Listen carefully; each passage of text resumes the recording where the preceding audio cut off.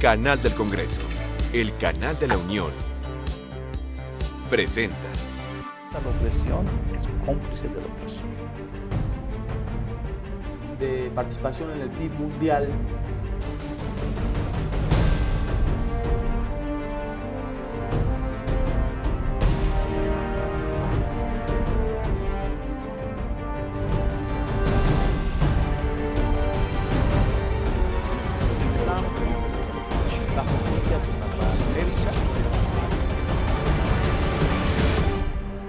Bienvenidos a Vértice Internacional, como siempre es un gusto saludarlos. El día de hoy les vamos a presentar un programa de interés para la diplomacia parlamentaria, la reunión que se llevó a cabo en el Senado de la República sobre la Comisión Parlamentaria Mixta México-Unión Europea, una oportunidad para preguntarnos sobre el estado de las relaciones entre México y la Unión Europea, justamente cuando ya se cumplen 15 años de la firma del Acuerdo Global y 5 años del establecimiento de la Asociación Estratégica. Además, en este programa también vamos a echar un vistazo a la situación política y económica por la que atraviesa la Unión Europea, así como los retos y los pendientes con México en su relación transatlántica.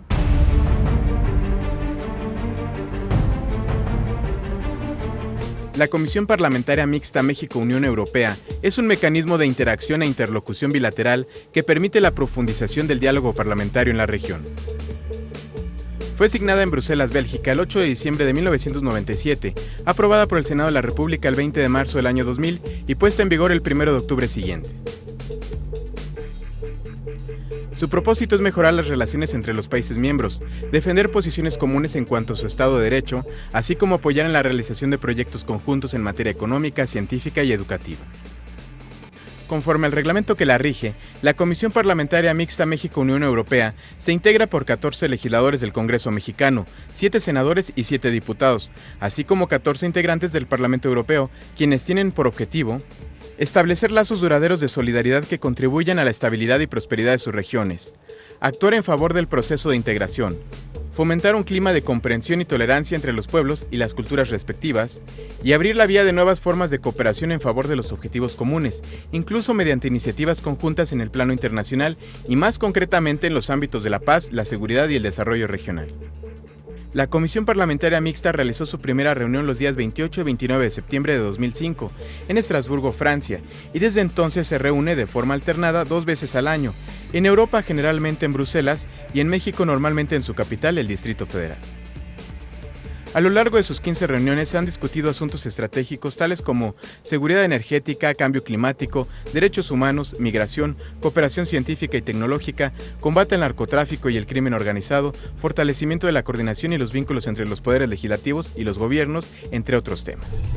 El Congreso mexicano vuelve a ser sede de una de las grandes citas de la diplomacia parlamentaria. La reunión de la Comisión Parlamentaria Mixta Unión Europea que tuvo lugar en el Senado de la República y que de alguna manera representa el diálogo permanente de concertación política que pretende examinar todos los aspectos de la relación México y Unión Europea.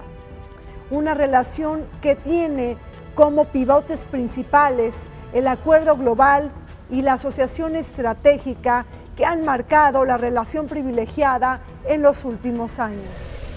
¿Cuál es la importancia de este mecanismo de interlocución y sobre todo si se da este mecanismo de control y de evaluación parlamentaria? ¿Por qué es importante que el ciudadano común y corriente esté enterado de estos trabajos? Sin duda un evento muy importante, trascendente para nuestro país, ya que estamos consolidando varios de los acuerdos que se han venido dando en otras ediciones y el día de hoy estamos poniendo sobre la mesa temas vigentes, temas nuevos que tienen que ver mucho con las reformas políticas que se están dando en nuestro país. Estos temas han sido previamente acordados en reuniones anteriores con nuestros pares europeos y yo creo que es una gran oportunidad de que podamos enriquecernos mutuamente. La diplomacia parlamentaria se ha convertido en un mecanismo privilegiado para estrechar vínculos de cooperación, intercambio comercial y de aprendizajes y experiencias entre los países involucrados. Sin embargo, su quehacer es coadyuvante de la política exterior de Estado y abona a la democratización de las relaciones internacionales al incluir el interés general de la sociedad y de los representados en la toma de decisiones. De esta manera realiza un diagnóstico del estado general de las relaciones y hace propuestas hacia sus respectivos gobiernos para profundizar en mayores intercambios políticos, económicos, sociales y de cooperación. Que ha habido temas que han sido muy recurrentes en el pasado y que estamos retomando nuevamente, como el asunto de derechos humanos, el asunto de la lucha contra la corrupción, el asunto de tratar de ir minando con mucho más fortaleza el tema de la delincuencia, y que yo creo que son temas que en algunos casos, nos mencionaban hace un momento en el caso de Polonia, han vivido ese tipo de problemáticas en el pasado, pero no los han podido eliminar también de la noche a la mañana. Han trabajado por años. Ellos nos refería que para ir minando el tema de la delincuencia han requerido de alrededor de 20 años para poder ir terminando. Nuestro país está viviendo en este momento un momento de transformación, no ha sido fácil, ha requerido también de muchos años de esfuerzo para lograr la estabilidad económica que en este momento tenemos. La Comisión Parlamentaria Mixta México-Unión Europea ancla su interés a los 3 ejes temáticos que establece el Acuerdo de Asociación Económica, Concertación Política y Cooperación entre México y la Unión Europea. El diálogo político, el comercio y la cooperación, pero no limita su interés hacia estos temas de discusión. Por el contrario, abre sus ojos a una variada gama de asuntos relacionados con el Estado de Derecho, la seguridad, la procuración de justicia, el combate al crimen organizado, los derechos humanos, la cooperación científica, así como el desarrollo económico y social. Otros temas como la migración, el cumplimiento de los objetivos del desarrollo del milenio y la agenda post-2015, así como la amenaza del cambio climático, también han robado interés del máximo foro interparlamentario. El diálogo de la seguridad pública y de la procuración de justicia en un momento en donde México enfrentó o está enfrentando esta guerra frontal y abierta en contra del narcotráfico y el crimen organizado, ¿cómo está ahí el balance de perspectivas, los aprendizajes que nos podemos llevar de los europeos? En términos, por ejemplo, del fortalecimiento del Estado. Sin duda, el tema de la seguridad es algo que ya se venía platicando en muchos sectores, requiere de un cambio de rumbo.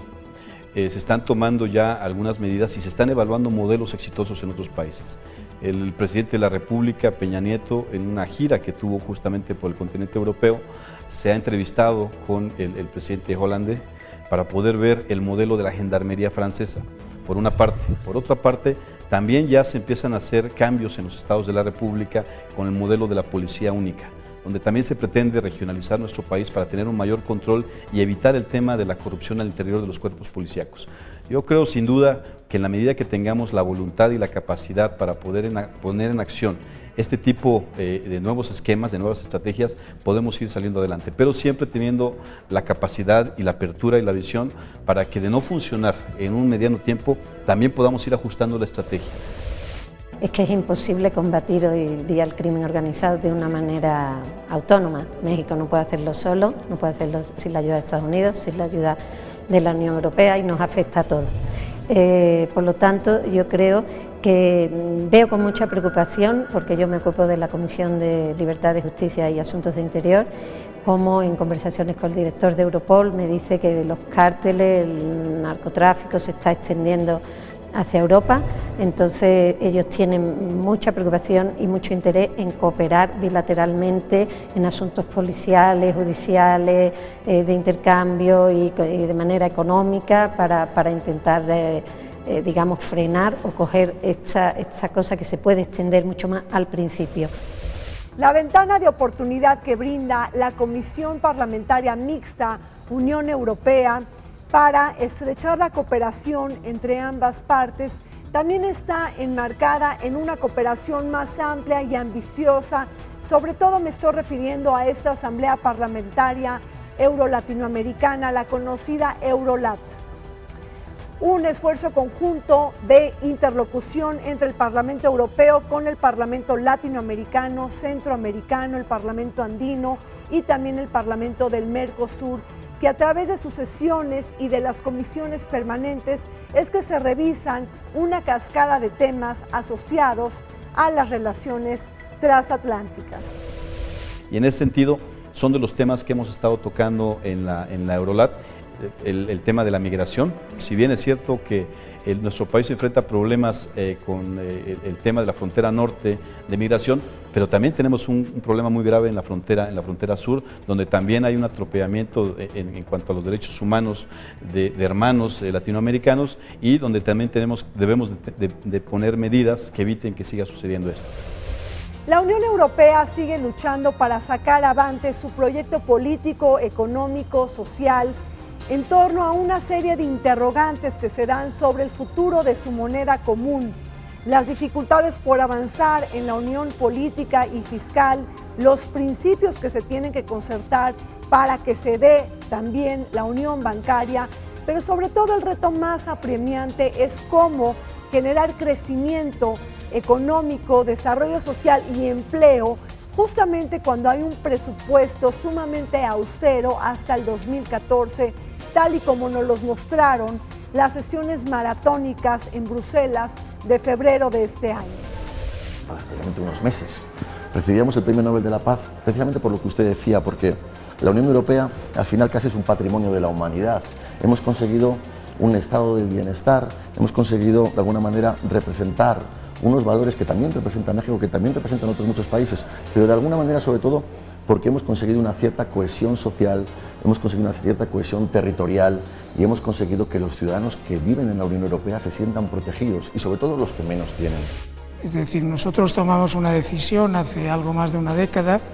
de crear una moneda única, y hemos llegado a la conclusión de que la moneda única necesita una política económica más coordinada, necesita una mayor solidaridad fiscal dentro de la Unión Europea y necesita una coordinación entre los gobiernos muy superior a la que tenemos actualmente. Si tuviéramos que reproducir el proceso, seguramente no hubiéramos lanzado la moneda antes de haber homogeneizado nuestras políticas económicas. El modelo político y económico de integración más avanzado en la historia del mundo es que está enfrentando uno de sus peores momentos desde el fin de la Segunda Guerra Mundial.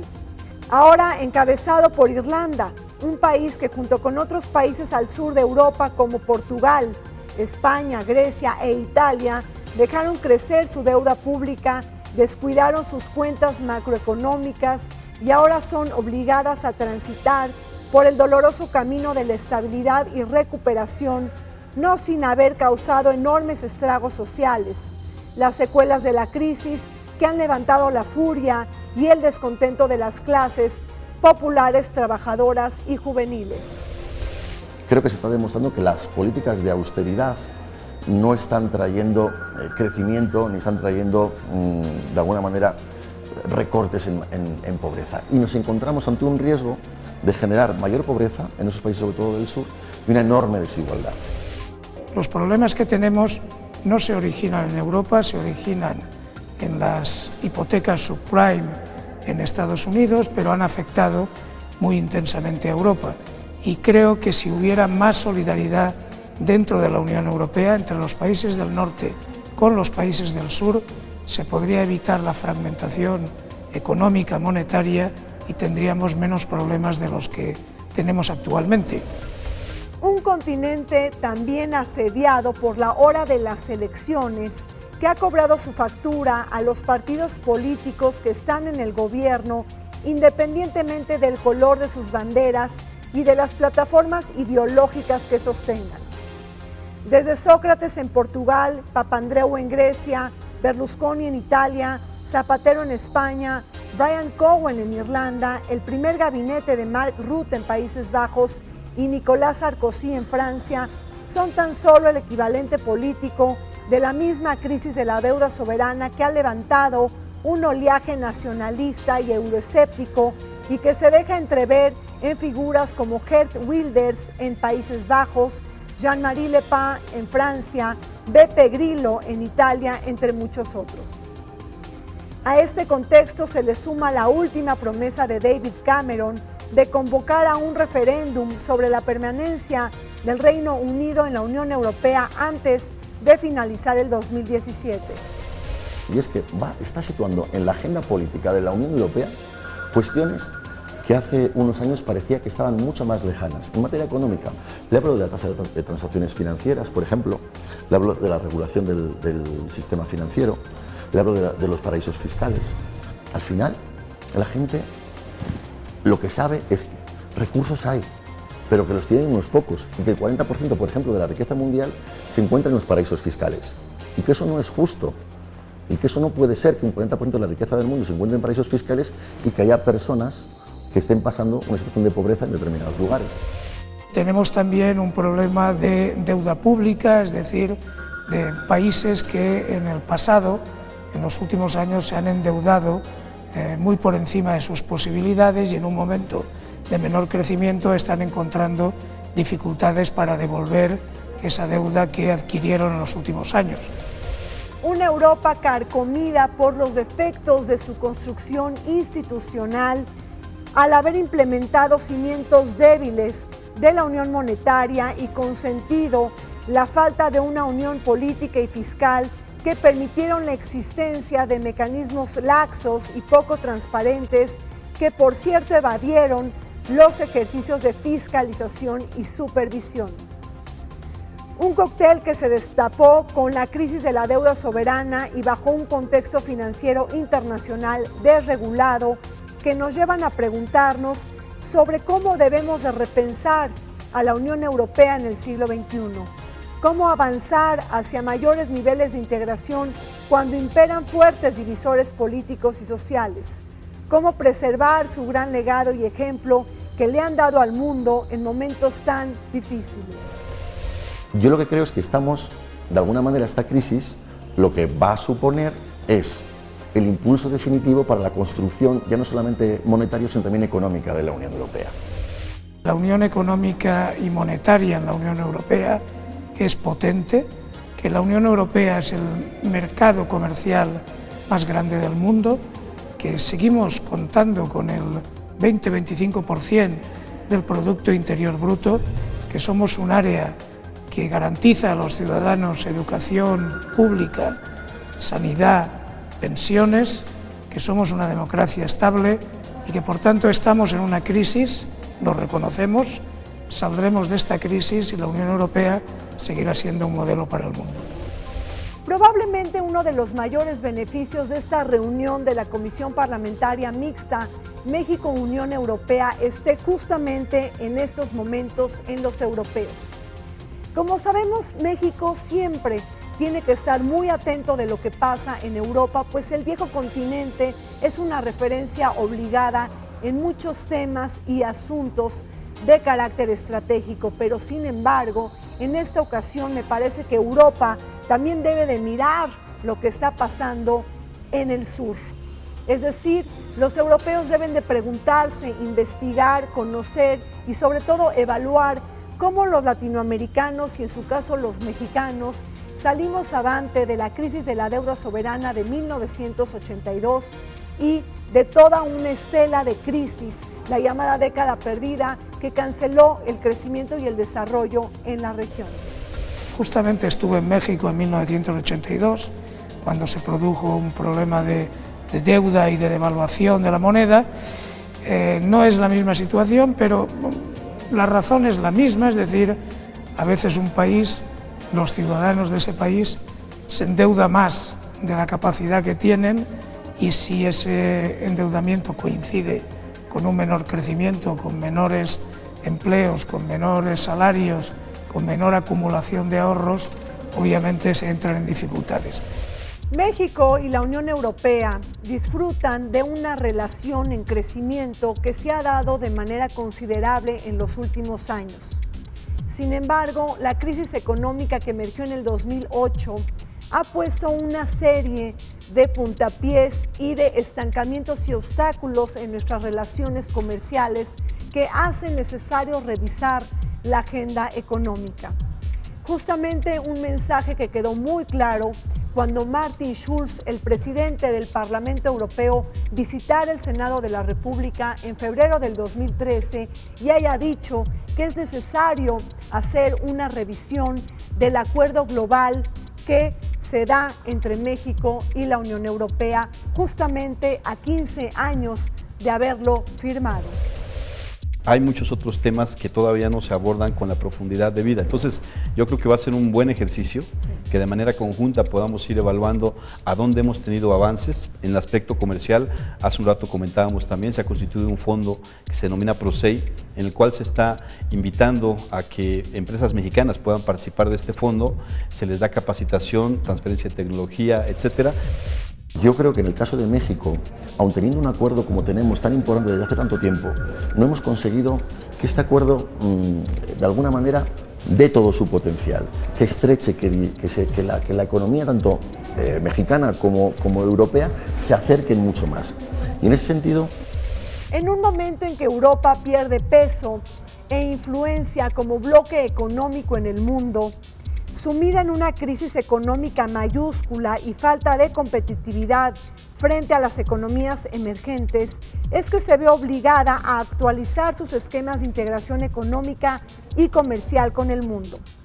A pesar de que cuenta con 500 millones de consumidores, la dinámica del comercio exterior con México se ha concentrado en el intercambio intrafirma de las empresas europeas en el país y se han relegado las posibilidades de desarrollo de las micro, pequeñas y medianas empresas.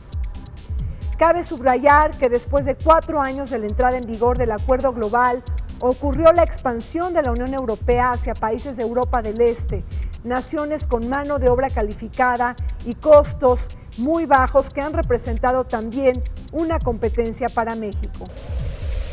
Creo que las perspectivas para los próximos 2 o 3 años son algo mejores,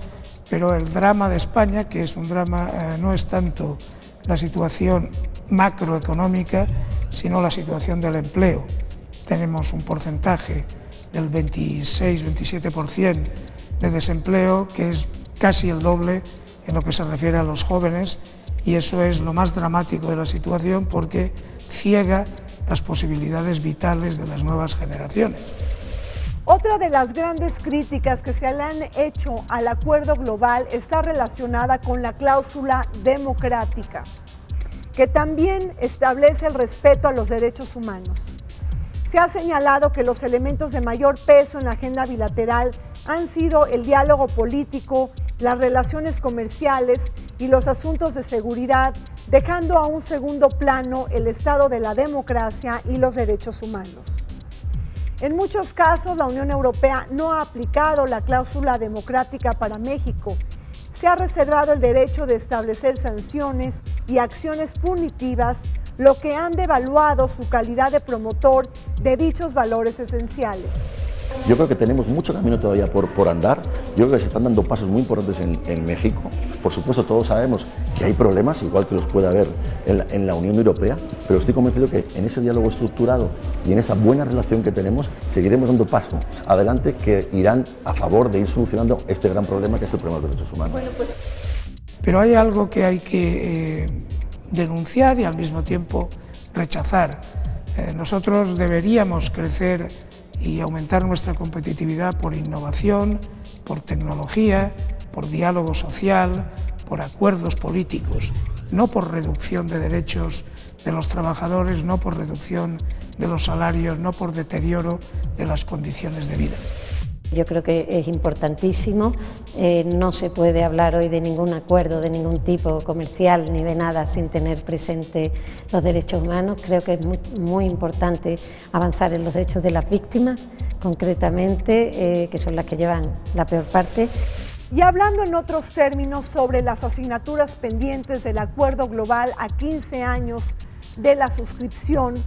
ha sido también la petición de las organizaciones de la sociedad civil de ser reconocidas como interlocutoras válidas en el diálogo institucional para dar seguimiento y evaluación al mismo acuerdo global. En su momento, este acuerdo fue catalogado por su condición innovadora, ejemplar y vanguardista. Sin embargo, no se han formalizado los instrumentos de diálogo con la sociedad civil, pese a que se han realizado diversos foros. Sobresale la posición reticente por parte del gobierno mexicano y la falta también de voluntad europea. Yo creo que la Unión Europea mira mucho hacia México, mira mucho hacia América Latina, y yo le pediría también a México que siguiera mirando también hacia Europa, a pesar de este momento de crisis que es temporal, que es un paréntesis en nuestra historia, porque la Unión Europea saldrá muy fortalecida de esta crisis. Otro tema de interés para México será el de observar cómo es que se desarrolla esta alianza transatlántica de comercio e inversión entre Estados Unidos y la Unión Europea. Un anuncio que hiciera en su reciente mensaje sobre el Estado de la Unión el presidente de Estados Unidos, Barack Obama. En un momento de crisis en Estados Unidos en materia económica y también en Europa, la suscripción de un tratado de libre comercio se antoja clave, sobre todo para potencializar las exportaciones. Sin embargo, la no inclusión de México en este tratado nos obliga como país a evaluar este mismo acuerdo y sobre todo identificar los nichos potenciales que nos pudieran llegar a afectar. Por lo tanto, lo que vamos a ver es una Unión Europea que va a seguir siendo, de alguna manera, la cabeza de la economía mundial. Y en ese sentido, yo creo que Estados Unidos, que es consciente de que eso va a ocurrir, también quiere tener una relación importante con la Unión Europea. Y por supuesto la Unión Europea quiere tener una relación privilegiada con Estados Unidos. Que efectivamente ha mostrado un interés el presidente Obama de poder establecer una relación mucho más estrecha con los europeos, también lo ha manifestado ya también el gobierno canadiense. Sin embargo, tenemos que aprovechar esa posición de privilegio que tiene nuestro país de ser un socio estratégico,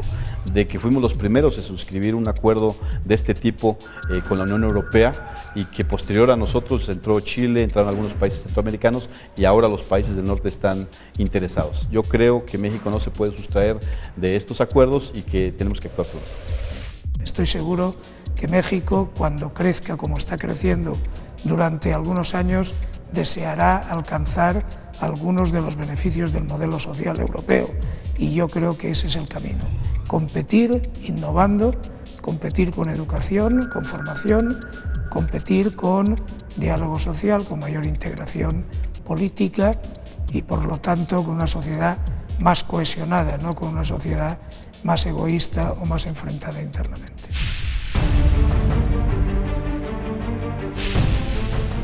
Se nos acabó el tiempo en Vértice Temático. Soy Rina Musali, los saludo con muchísimo gusto y los dejamos con la programación del canal del Congreso.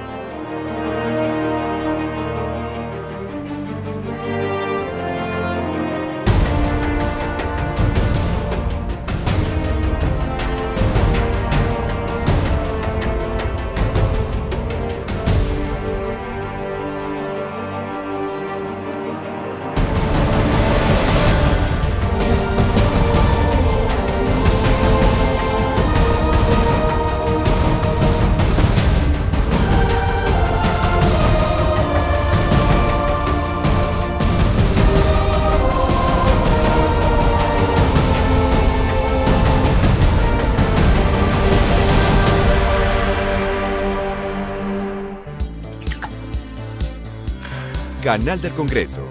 el canal de la Unión, presentó.